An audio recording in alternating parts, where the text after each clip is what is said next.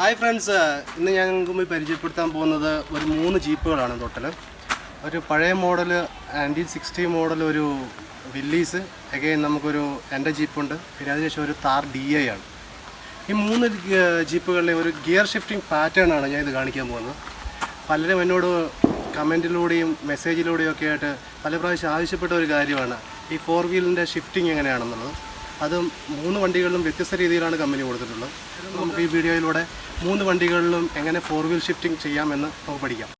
ആദ്യത്തെ വണ്ടി വില്ലീസ് ആണ്. ഈ വണ്ടിയിൽ 3 ഗിയർ ലിവറുകളാണുള്ളത്. ഒന്ന് നോർമൽ ഡ്രൈവിനും ബാക്കി 2 എണ്ണം 4x4 യൂസ് ചെയ്യാനുമാണ്. ഇതേപോലെ 3 ലിവറുകളുള്ള വണ്ടികളെല്ലാം തന്നെ ഒരേ ഷിഫ്റ്റിംഗ് പാറ്റേൺ ആയിരിക്കും. ഈ ഒരു ഫോട്ടോയിൽ കാണിച്ചിരിക്കുന്ന പോലെയാണ് ഇതിൻ്റെ ഗിയർ ഷിഫ്റ്റിംഗ് വരുന്നത്. ലെഫ്റ്റ് സൈഡിൽ താഴത്തായി ഫസ്റ്റ് ഗിയർ വരുന്നു, central neutral gear, again right side മേലിലായിട്ട് സെക്കൻഡ് ഗിയർ, അതിന് നേരെ താഴത്തായി third gear, reverse gear left സൈഡിൽ ടോപ്പിലായിട്ട് വരുന്നു.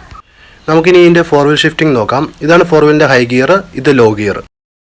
4 വീൽ എൻഗേജ് ചെയ്യിക്കാനായി മെയിൻ ഗിയർ ന്യൂട്രൽ ഇട്ടിഷം ഹൈ ഗിയർ താഴേക്ക് താത്തുക. അപ്പോൾ വണ്ടി 4 വീൽ ഹൈ എന്ന പൊസിഷനിലേക്ക് വരും. ഇനി 4 വീൽ ലോ ഗിയർ യൂസ് ചെയ്യാനായി ലോ ഗിയർ ലിവർ 2 പ്രാവശ്യം മുകളിലേക്ക് ഉയർത്തുക. ലോ ഗിയർ ലിവറിൽ ഒരു ന്യൂട്രൽ പൊസിഷൻ ഉള്ളതുകൊണ്ടാണ് 2 പ്രാവശ്യം ഉയർത്തുവാനായി പറഞ്ഞത്. അടുത്തതായി സിംഗിൾ ലിവറുള്ള 4 വീൽ യു ഷിഫ്റ്റ് പാറ്റേൺ ആണ്. അതെങ്ങനെ പ്രവർത്തിക്കുന്നത് നോക്കാം. അപ്പോൾ ഫ്രണ്ട്സ്, ഇത് നമ്മുടെ മെയിൻ ഗിയർ. ഇതിനകത്ത് ഇപ്പോൾ കൊടുത്തേക്കുന്നത് first, second, third, fourth, reverse 5 ഗിയറാണ്. 4+1 gear box, KMD90 എന്ന് പറഞ്ഞ ഗിയർ ബോക്സാണ് ഇത്. അപ്പം ഇതിന് സാധാ കാറിൻ്റെ പോലത്തെ സെയിം ഷിഫ്റ്റിംഗ് ആണ്. മുകളിലായി first, second, third, fourth, again full extreme right, back, reverse വന്നു. ഇതാണ് ഇതിൻ്റെ മെയിൻ ഷിഫ്റ്റ് പാറ്റേൺ. ഇനി നമുക്ക് ഇതിൻ്റെ ഹൈ ഗിയറിൻ്റെ പാറ്റേൺ ഒന്ന് കാണിച്ചു തരാം. ഹൈ ഗിയറിൻ്റെ പൊസിഷൻ ഒരു യു പാറ്റേണിലാണ് വരുന്നത്. അതിൻ്റെ ഒരു പാറ്റേൺ ഞാനിപ്പോൾ ഇതിനകത്തൊരു ഇൻസൈറ്റ് ആയിട്ട് കാണിച്ചു തരാം. സിംഗിൾ ലിവർ 4 വീലുള്ള വണ്ടികളിൽ ഹൈ ഗിയർ ഇടുന്ന എങ്ങനെയാണെന്ന് ഞാൻ കാണിച്ചു തരാം. അപ്പോൾ ഇത് ന്യൂട്രൽ പൊസിഷനിൽ വെക്കുക. അതിനുശേഷം ഫുൾ ക്ലച്ച് ചവിട്ടി ഒരു പ്രാവശ്യം നമ്മൾ ഇടത്തേക്ക് പിടിച്ച് ഒരു പ്രാവശ്യം താഴേക്ക് കൊണ്ടുവരിക. ഇതിപ്പോൾ 4 വീൽ പൊസിഷനിലാണ്, 4 വീൽ ഹൈ ആണ്. ഇപ്പോൾ 4 വീൽ ഹൈ ചെയ്തിപ്പോൾ ലോക്ക് ആക്കിയിട്ടുണ്ട്. ഇനി നമുക്ക് ആവശ്യമുള്ള ഗിയറിലിട്ട് നമുക്കിത് വണ്ടി എടുക്കാവുന്നതാണ്. അതിനുശേഷം 4 വീൽ ലോയിലേക്ക് വരാൻ നമ്മൾ ഫുള്ള് ആ 4 വീൽ ഹൈ എന്ന പൊസിഷനിൽ നിന്ന് ഫുള്ള് ഇടത്തേക്ക് പിടിച്ച് നേരെ മുകളിലേക്ക് പോയി കഴിഞ്ഞാൽ ഒരു പൊസിഷൻ ന്യൂട്രലാണ്. അവിടുന്ന് എക്സ്ട്രീം ടോപ്പിൽ പോയി കഴിഞ്ഞാൽ ഇതിപ്പോൾ 4 വീൽ ലോയിലേക്ക് പോയിരിക്കുന്നത്. ഇതാണ് ഇതിൻ്റെ ഒരു 4 വീൽ പൊസിഷൻ. 4 വീൽ ലോയിൽ നിന്ന് നമ്മൾ പിന്നെയൊക്കെ മെയിൻ ഗിയർ ഫസ്റ്റിലിട്ട് നമുക്ക് വണ്ടി എടുക്കാവുന്നതാണ്.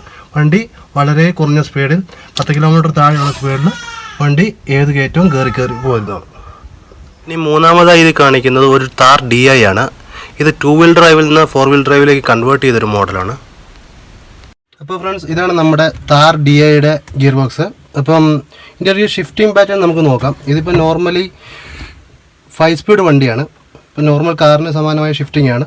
ഫസ്റ്റ്, സെക്കൻഡ്, നേരെ മുകളിലേക്ക് തേർഡ്, ഫോർത്ത്, റൈറ്റിലെ ടോപ്പിൽ ഫിഫ്ത്ത്, റിവേഴ്സ് ഏറ്റവും പുറകിലേക്ക്.